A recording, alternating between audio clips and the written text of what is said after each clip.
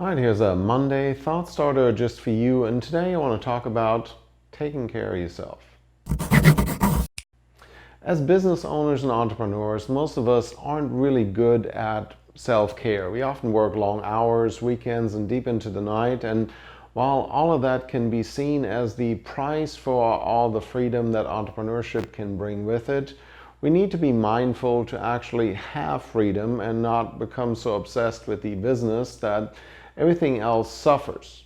Personally, I love what I do, and I've said many times if I didn't like what I do, I would be doing something else. But I've talked to many entrepreneurs over the years that feel like they're being held captive by their job, by employees, and endless cycles of bills and commitments. It can be lonely at the top because people feel like they're supposed to be strong and flawless, and they spend lots of times pretending to be something that they're not. I just had a long conversation with a business owner that felt like his business was slipping. When he called me a few hours ago, he was a little panicked and just needed someone to listen and let him talk it out. As an entrepreneur, one of the most important skills is coping with stress. For me, it's a trip out of town, working from a cafe in Dallas or New Orleans or a beach somewhere. Traveling and change of scenery gets me excited, but even on a daily basis, I make sure to take time to walk the dog, take my daughter to Starbucks, or take a drive with the windows down, the music blaring. Even as much of an extreme extrovert as I am, I need a few minutes to myself here and there without phone calls and distractions, and I diligently make sure that I get that time. Whether your guilty pleasure is a glass of wine here and there, a good book at the end of the day, or an episode of The Big Bang Theory, own it because you deserve it. Look, I'm not saying you shouldn't work hard, but the play hard part is just as important. I've seen people that work their butt off for 20, 30, 40 years, and when they finally get around to retirement, they realize they're getting too old to enjoy what they worked for so hard.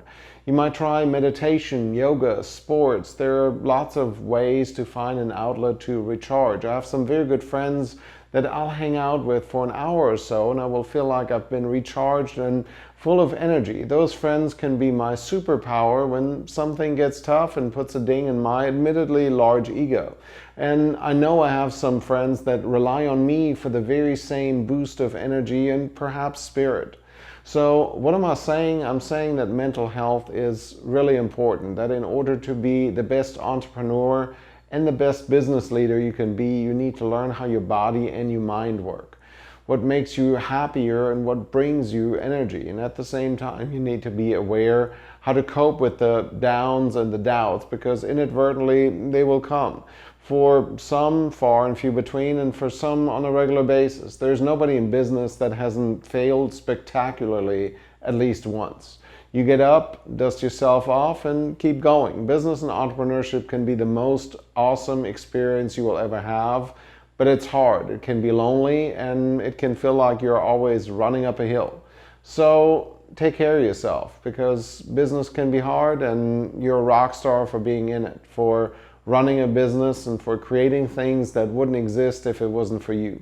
Reward yourself on occasion, be tough on yourself, but be fair to yourself. And remember, nobody's perfect as much as we all want to be. And that's it for a very late night Monday Thought Starter. I'll be back on Thursday with the usual trends video. Until then, I'm Tobias Wilhelm.